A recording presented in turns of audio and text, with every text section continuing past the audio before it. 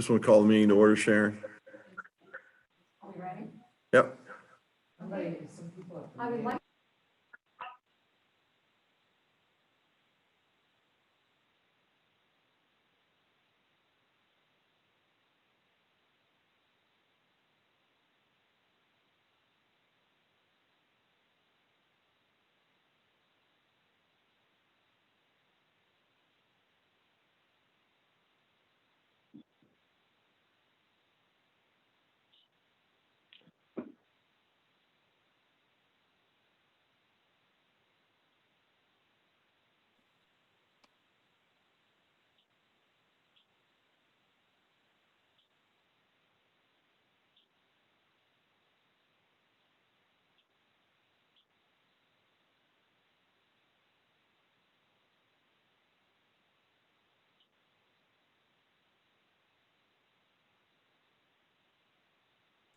Doc, you there?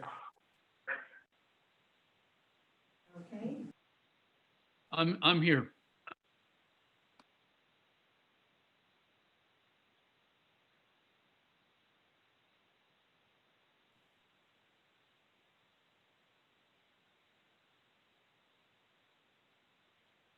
Okay.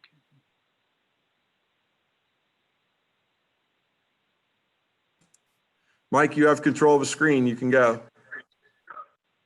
Okay, can you hear me? Mhm.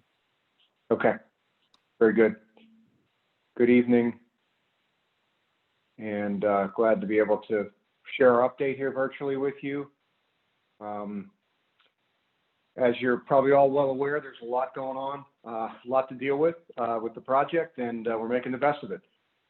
Gary's on as well. I would ask Gary to jump in when he feels necessary, but normal format here as far as the update's concerned. We'll talk a bit about schedule, financials, some things we're looking at. Not a whole lot to say on the student education update at this point, and we have some photographs as well.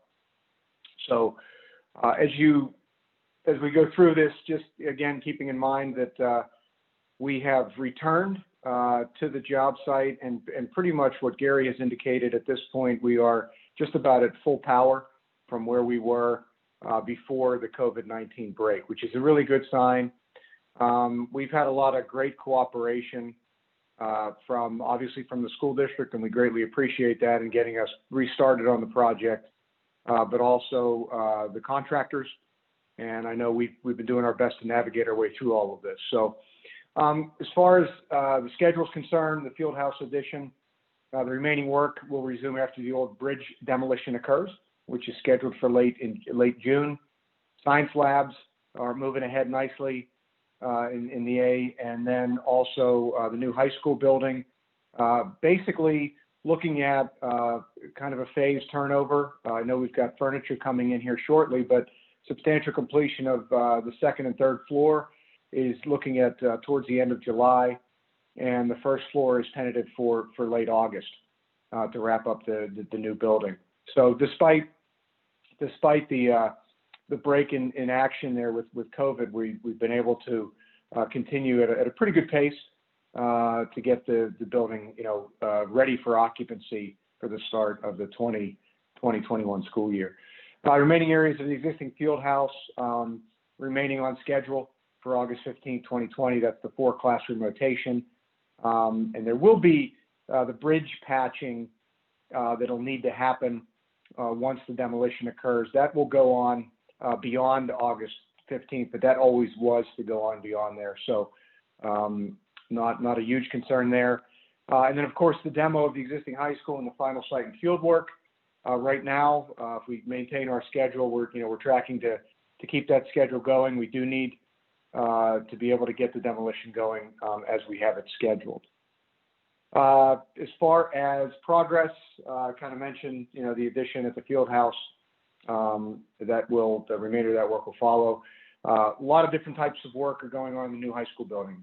Still have some metal framing, some exterior gypboard going on the exterior, but of course, quite a bit of work with the fire protection, the mechanical, electrical, plumbing systems, and then on the second and third floor, we've got a good bit of the finishes, finishing of the drywall, the painting, the ceramic tile work, The corridor flooring is beginning. And we do have casework install that's ongoing, although because of COVID, the supply chain, a little bit of delay there in getting that manufactured. So we're following that pretty closely. A lot of work going on in the auditorium. It's always a busy area. There's a lot of intricacies in there, and just happy that things are moving along pretty well. And then site work, site walls, all that is continuing. We'll see some photographs there. Renovating the science labs on the third floor, as we discussed before, in the field house renovation. Installing the new chillers. Completing miscellaneous work on the first floor, team room, trainers room, a fire alarm, and the terrazzo refinishing continues. So a lot of activity throughout. And we are, as you know, just back to the pandemic, we are, you know, obviously making sure that social distancing is happening, face coverings are in place, and the temperatures are being taken. So we're doing well in that regard. As far as financials are concerned, similar to what we've shown in the past, budget, actual, and variance. As you can see, we're still tracking well. We have a contingency of $22,300,000. We have written change orders that add up to $1,542,000. So you see our variance there, and where we sit with the overall budget. So hopefully down the home stretch, we'll finish strong. As far as billings are concerned, of the $74,500,000 in prime contracts, paid to date is $61,446,000. So we've got about $13 million in hard construction costs to bill out to wrap up the project at this point. Just things, you know, obviously we've been tracking the overall schedule. We had some weather at the beginning, some unforeseen conditions, and of course COVID-19. All that said, I think we're managing pretty well with the schedule at this point. Not a whole lot of unforeseen left in the project. The demo of the old high school in the central plant will obviously be the final pieces of that puzzle. We are tracking well in Building A. That was always a concern with the four classroom rotation. We're doing a lot of focusing on you know, the end of this year and the move-in of the furniture. We're continuing to coordinate that with the district. And, you know, the impacts of COVID-19, we're keeping ourselves very well documented with the schedule and with any letters that come in and responding to those. As far as student education, unfortunately, you know, we've done really well on this project with trying to educate the kids in the design construction industry, both at the tech and at the high school. We'll monitor how things, you know, transpire, take your direction to see if we can, you know, continue with our future sessions. And I'm more than willing to do a virtual session with the students that have interest. So if that is a possibility, I'd be glad to jump in and help out in that regard. As far as photographs, here's some photographs of some of our latest CTC tours that we had. Here you can see the exterior of A coming together nicely with the site concrete work basically complete. Third floor, assistant principal's office framing. You can see the drywall framing there. The new chillers installation here with the pads and then the chillers on top, pumps. This is the 7th Avenue views of the exterior of the building. You can see it's wrapping up. We've got a few loose ends, as you can see from some of these views, but getting down to it at this point. This is the exterior parking lot side, the elevations there. West End parking lot side. You can see the retaining walls. And this is the 6th Avenue side. Inside, we have the small group instruction framing in the commons area. You can see the drywall work proceeding, moving forward there. We've got the restrooms pretty well finished out here, and then a shot of the 6th Avenue bridge. Auditorium, as mentioned, a lot of work to do in there, but coming along well, keeping a nice clean site there and making sure that the work is executed safely.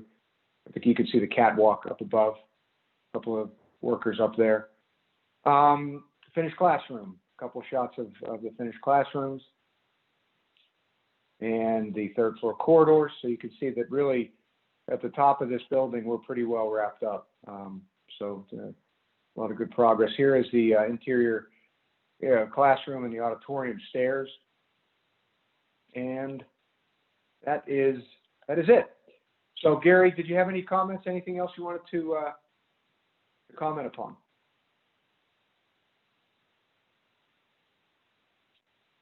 Sure, if Gary's still here, he might be on mute. No, Mike, I'm good. Sorry. Okay, yeah, no worries. Any questions for myself or Gary?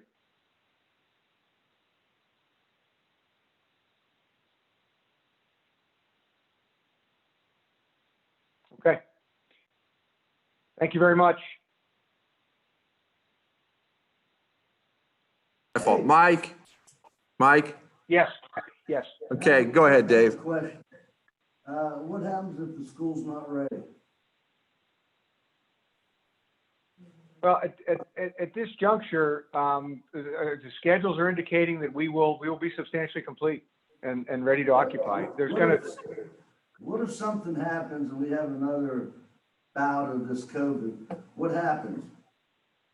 You know, if they can't do the work, what do we do? Can we use this building? Because that was brought up. So I'm just looking at every angle. You know, you're the positive force, I'm the negative force. I just want to know what's going to happen, what could be. Sure. You know, I understand, and it's obviously we have to take all these things into consideration. I think one of the things that we learned from the first wave, and you know, hopefully if there is a second wave during the course of this summer, that these projects, especially school projects, have been viewed in a different category than a lot of other projects. So the hope would be that, you know, we would continue to be an essential project and be able to continue our work as long as we're following the CDC guidelines. You know, when you look at what we had to go through, the true break wasn't really that long of a period of time before we were able to get back and going. So hopefully, history would repeat itself as far as us being able to get back on and continue our work. So.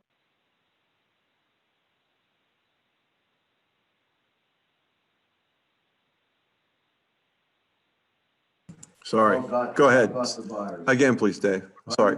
Say it again. What happens if, say, like the general contractor's men or someone else's men got the virus and couldn't come into work? What happens there? They couldn't finish up. What happens there? Mike? Yeah, I'm here. It's a hard question to answer. No, I'm just saying, if the school district was to use the B building and we would get fined for not having for the contractor to complete his work, they could fine us. All I'm saying is, if this contractor can't finish his work, can we fine them? With respect to the clause of the contract, there's liquidated damages as part of the contract if the contractors are unable to finish on time. And it would be, it would take a good bit of evaluation as to what caused those delays. If they're related to COVID, that's obviously one category. But if they're unable to finish and there's no more restrictions put on them, then it would be on them, to finish the project. So, that's why we keep a detailed schedule. It identifies the flow of the work, what caused the delay, what didn't, and we would use that in evaluating each situation and ultimately advise the district on the course of action we need to take. And that brings me back to my original question. What do we do if it's not done on time? We're going to go What's cyber. the answer? Well, I know what we'll have to do because we can go cyber 9 through 12 if we have a week or two that we need to cover. That would be my plan. And I believe Brad and I are in agreement. I knew you would. I knew you would. We're ready to roll. Yes, I got a question. This is Ron. What's the timeline for tearing down the B building? Gary, do you have that duration? Right now, we're scheduled to start the abatement in the B building on June 22nd. And then as soon as the abatement is done, we will proceed right into the demolition. And last week I told you about some plywood working. Is that going to pose a problem putting the siding on? No, they've been instructed they need to replace that nail base insulation prior to putting the siding on.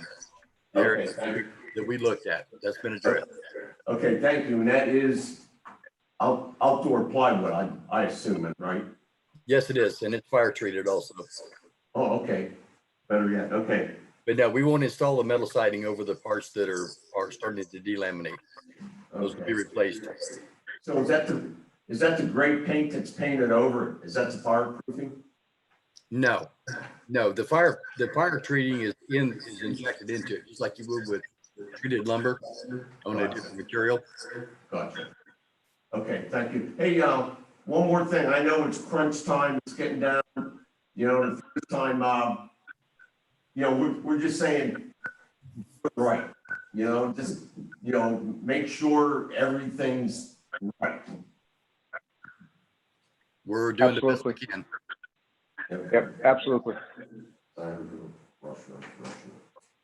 That's all I got. Thank you. Well, I think what you just told them is exactly what I've been telling you for the last 2 months. All right. Anything else for Mike Arnold, Gary? Thank you. Thanks, guys. Thank you. If you guys can sign off, then we're going to continue. Right. Have a good evening. Good evening. Food service? You don't need to use the Zoom, do you? No, you're online, yeah. Oh, okay. You want, I'm going to, you want me to mute? you unmute and I'll mute.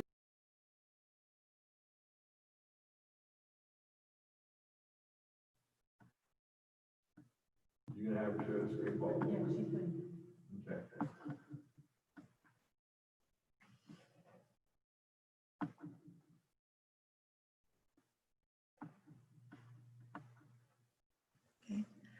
Dr. Pretel asked me to,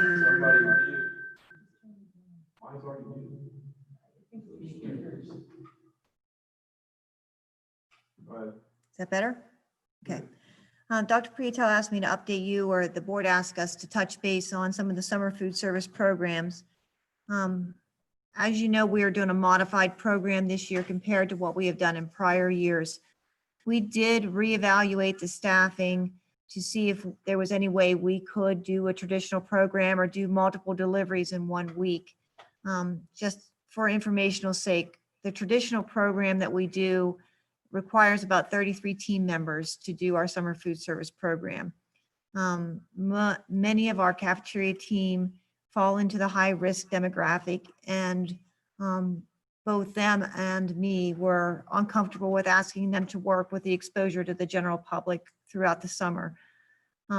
That coupled with the fact that last year we had to hire SEAs to staff the program, that we did not have enough cafeteria employees willing to work even last year to staff the program. We had to put 6 SEAs into the program. We didn't think we could pull off the number of staff members to fully staff the program in the traditional manner. So we're doing the modified program this year with 15 staff members, which includes 2 substitutes. As you know, Blair County is scheduled to go into the green phase, but that green phase still encourages us to use social distancing. And the USDA and PDE have also said that we are not allowed to offer meals in a congregational setting.